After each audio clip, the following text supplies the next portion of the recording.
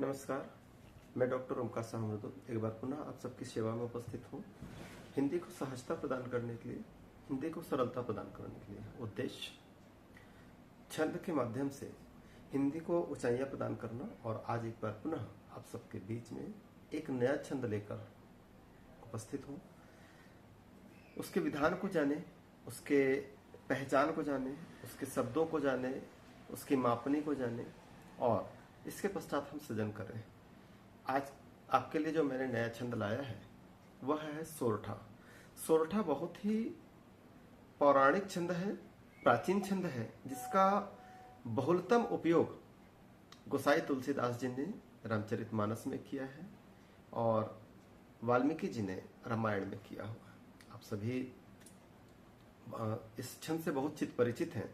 मैं कुछ उदाहरण आप सबके बीच में ऐसे रखूंगा जिससे सुनकर आपको ऐसा प्रतीत होगा कि हाँ, हमने ये सुना जरूर था, लेकिन ये नहीं जानते थे कि ये इस छंद का उदाहरण है। बहुत ही सरल सा छंद है। पहला मैंने आप सबसे कहा है कि सोरठा। सोरठा जो होता है यह एक अर्ध सममात्रिक छंद है। अर्ध सममात्रिक, अर्ध मतलब आधे भाग में, और सम यानी समान, और मात्रिक समान मात्रिक हो लेकिन आधे भाग में हो, आधे आधे भागों में उसकी मात्राएं समान हो, ऐसे छंदों को हम अर्ध सममात्रिक कहते हैं। इसका सबसे अगर मुख्य पहचान हम देखें तो मुख्य पहचान इसका यह है कि यह दोहे का बिल्कुल विपरीत होता है।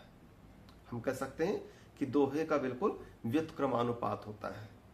अगर हम एक दोहा लिखें और उसके चरणों को अदली बदली कर दें, अगर हम उसके चरणों का स्थान बदल दें, जहां हमने 13 मात्रा रखा था वहां पर 11 मात्रा वाला चरण ला दें, और जहां हमने 11 मात्रा रखा था वहां पर हम 13 मात्रा वाला अगर चरण रख दें, तो हमें प्राप्त होने वाला नया छंद जो होगा वह सोरठा हो जाएगा।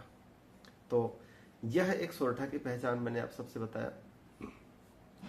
एक मुख्य चीज सोरठा में होता है जब हम चरणों को बदल दें, जब हम चरणों का स्थान बदल दें। कहने का मतलब ये था कि दोहा में जो दूसरा और चौथा चरण होता था वह सोरठा में आकर पहला और तीसरा चरण बना देगा। जो सम चरण होता था वो विषम बन जाएगा, जो विषम चरण होता था वो सम चरण बन जाएगा।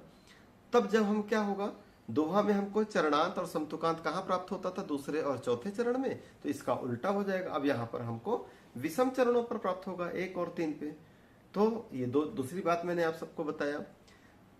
प्रथम चरण का जो चरणांत है और तीसरे चरण का जो चरणांत है, दोनों विषम चरणों में समतुकांत रखे जाएंगे और चरण का अंत सदैव क्या होगा, ध्यान रखिएगा, सदैव गाल होगा। गाल अर्थात 2-1। गाल का अर्थ होता है 2-1। गाल का अर्थ होता है 2-1। इस प्रकार का कौन सा चरण में होगा, पहले और तीसरे चरण में होगा।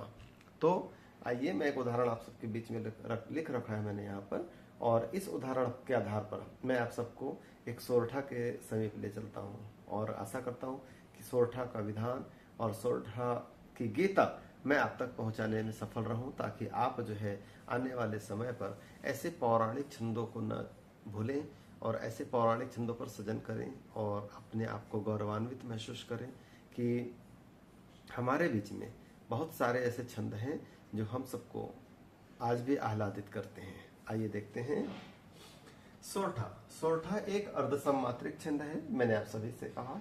इसके पहले चरण में 11 और दूसरे पहले और तीसरे चरण में यानी कि विषम चरण में 11 मात्रा और दूसरे और चौथे चरण में 13 मात्राएं होते हैं। पहले 11 मात्रा वाले जो दोनों चरण हैं उसमें हमेशा चरणांत क्या होगा, गाल होगा। इसी में हम तुकांत रखेंगे। तो आइए देखते हैं। यहाँ पर मैंने लिखा है, जे सुमिरत सिद्धि होय गणनायक करिवर बदन, और इसके बाद लिखा है, करहु अनुग्रह सोई बुद्धि रास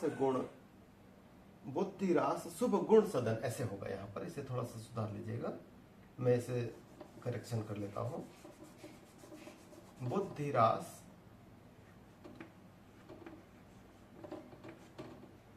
शुभ गुण सदन, शुभ गुण सदन,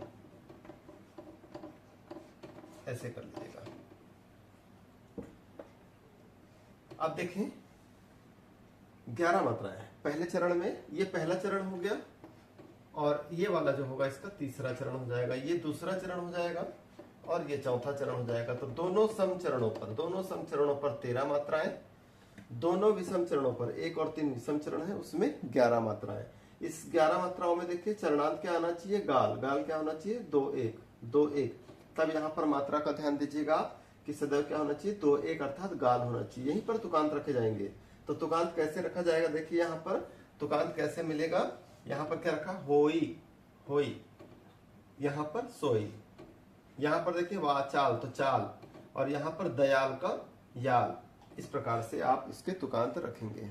अब बात करें इस सुंदर से छंद में, देखें शेष जब हमारे ये जब दोहा लिखते थे तब ये हमारा क्या चरण बनाता था, दूसरा चरण बनाता था। उसको हमने पहले चरण पर ला दिया, और पहले चरण पर जो 13 मात्रा वाला होता था उसको उठाकर हमने कहाँ रख दिया, दूसरे चरण पर रख दिया। और यहाँ पर ध्यान रखेंगे दूसरे चरण को कभी भी आप पंचकल से आरंभ नहीं करेंगे। जिस प्रकार से दोहे के नियम होते थे बिल्कुल वैसे ही रखेंगे, बिल्कुल वैसे ही रखेंगे। अगर आप संयोजन को जानते हैं दोहे का तो बिल्कुल उसी प्रकार से आप अपने संयोजन को करते हुए निरंतर आगे बढ़ सकते हैं। एक दोहा लिखिए और उसे उल्टा कर दें, उसे पलट दें, उसे क्रमानुपात में रख दें तो हमें सोरठा प्राप्त हो जाता है। अब देखिए यहाँ पर दूसरा उदाहरण मैंने लिखा है,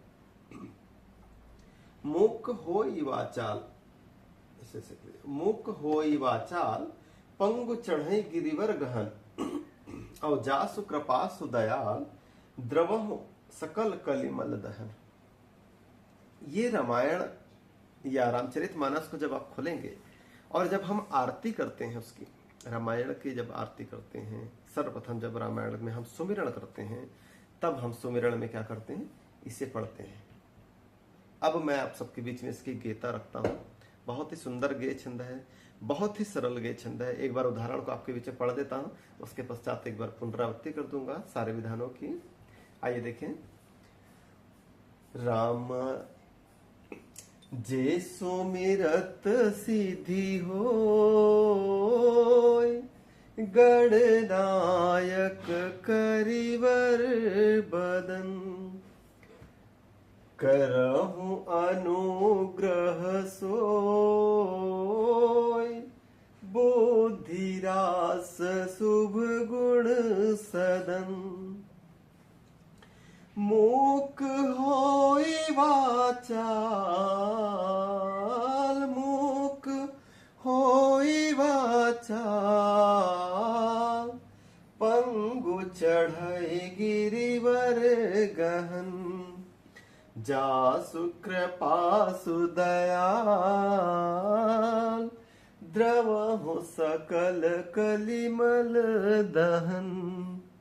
इस प्रकार से जहां पर लिखा गया है कि मुक होई वाचाल, श्री रामचंद्र जी की कृपा जिस पर हो जाए तो एक गूंगा व्यक्ति जो कभी बोल नहीं सकता वो भी क्या हो जाता है, वाचाल हो जाता है।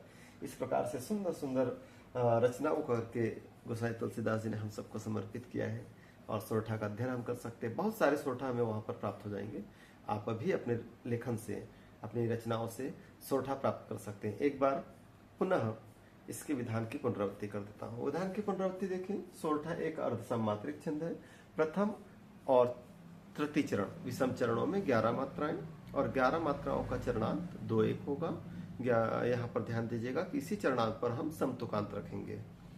यति, यति के पश्चात 13 मात्राएं। 13 मात्राओं में दोहे का पहला चरण जो होता था बिल्कुल उसे हम उठाकर बिल्कुल उसे यथावत रूप में हम इसका दूसरा चरण बनाएंगे 13 मात्राओं का।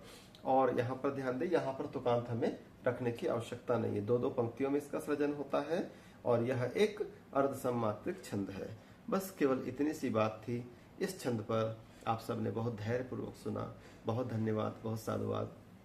एक आप सबके बीच में रखता हूँ। और एक सोरठा जो इस सुमिरण का अंतिम भाग होता है, अंतिम चरण होता है, उसमें लिखा गया है कि प्रणवहु पवन कुमार, खल बल पावक ज्ञान घना, जासु हृदय आगार, बस ही राम सर चाप धरे। ऐसे पवन कुमार को नमन करता हूँ जिनके हृदय पर भगवान श्री रामचंद्र जी वास करते हैं। ये सुंदर सा एक सोरठा आप सबके बीच में मैंने रखा। और इस उदाहरण को मैंने आप सबके बीच में प्रस्तुत किया है। आशा करता हूँ कि आप सभी ने सोरठा का विधान जाना, सोरठा को सीखा। मैं डॉक्टर ओमकार साहू मृदुल आप सबके बीच में इसी प्रकार से नए छंदों को लेकर सदैव आता रहूँगा। बहुत धन्यवाद। अगर आप सबको यह अच्छा लगे तो शेयर करिए, लाइक करिए, सब्सक्राइब करिए और दूसरों तक पहुंचाकर हिंदी को एक बार और प्रगाढ़ बनाएं। बहुत धन्यवाद, बहुत साधुवाद आप सभी को।